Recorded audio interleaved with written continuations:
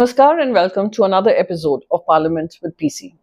If you thought the monsoon session would be all quiet again and cooperative again and not disrupted again, think again. The past week in the Parliament was a legislative whirlwind. Three major bills were pushed across the finish line amid protests, walkouts, disruptions, and lots of sloganeering. So we had the strict anti-paper leak crackdowns to safeguarding national symbols. I'll break down the fierce ideological divide and the wars behind these laws, why the opposition fought back so hard, and what it means for you, me, and the citizens of this country. So we will begin with the law targeting millions of students, and we saw the entire disruption and the protests that happened, and the crackdown that happened, the police lathi charge that happened, the Public Examinations Amendment Bill.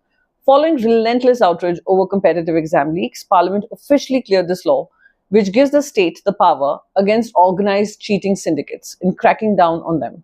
The law introduces staggering penalties up to 10 years in prison and fines reaching 10 crore rupees for institutional offences. Let me remind you, this was a law which was passed in 2024. It did nothing to stop the leaks.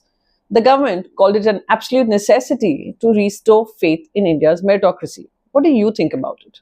However, the opposition launched a fierce counterattack before staging a walkout in the Rajya Sabha.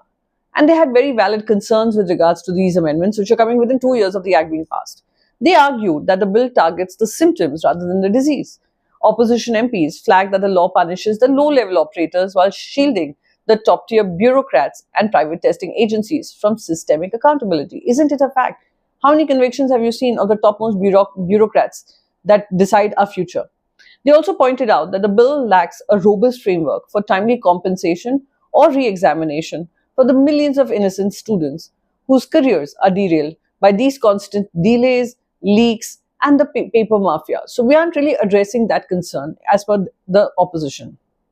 Next up was the ideological debate of the week, the prevention of insults to national honor, again an amendment bill, 2026. What this law does is it elevates India's national song, Vande Mataram, to the exact same statutory status as the national anthem, Jana Gana Mana. So now what is going to happen is that any intentional disruption or insult during its singing will carry a criminal penalty of up to 3 years in prison. The government called it a non-negotiable tribute to India's soul, but the opposition launched a furious pushback. It called it an attempt to manufacture patriotism through criminal law and criminalizing such acts. The resistance was twofold from the opposition. The opposition said that they had a deep constitutional objection to it. Leaders argued that the song's religious imagery and personification of the nation as a goddess violates the Article 25 of the Constitution, which guarantees religious freedom for minorities. This is what some factions of the opposition were saying. Second, the DMK and other regional parties staged walkouts as well, warning that enforcing a song rooted heavily in Sanskrit undertones weaponizes nationalism and threatens India's diverse federal linguistic identity. Then came the quite shocker of the week. And this is the bill that was passed without any debate in the parliament. The Registration of Births and Deaths Amendment Bill 2026. This bill tightens the screws on civil data. If a birth or death is not reported within 2 years, citizens must now strictly secure an order from the judicial magistrate first class rather than a local executive officer.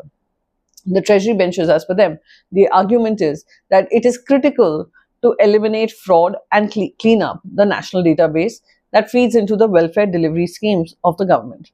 This is what is coming from the treasury benches. But the opposition was up in arms, and they had very valid reasons for that, valid concerns. They argued that this creates a massive bureaucratic nightmare for ordinary citizens. Of course, especially in rural areas, imagine having to run to a judicial magistrate to get these documents in order. By removing executive magistrates and shifting the burden to the judiciary, the law adds an expensive, time-consuming, and a legal layer to something which is a basic civic process.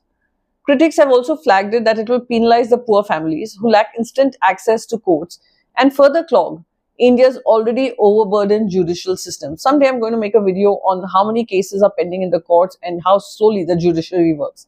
To make matters worse, the bill was pushed through via a voice vote in less than 3 minutes with zero floor debate, giving the opposition no chance to contest these structural loopholes.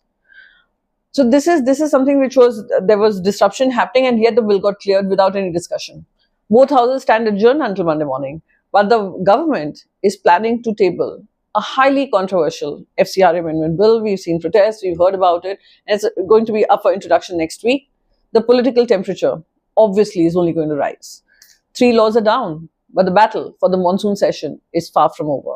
There's also the delimitation bill, which is being spoken about, but we do not know what's going to happen with it. I will be right here to track every single move for you.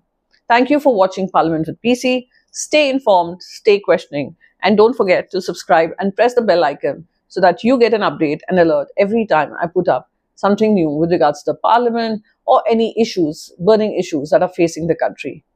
What do you think about it? Do write in your comments below, and do not forget to be informed, to know what is happening in the Parliament, and to understand every single policy that passes in the Parliament, some even without a debate these days. Thank you so much.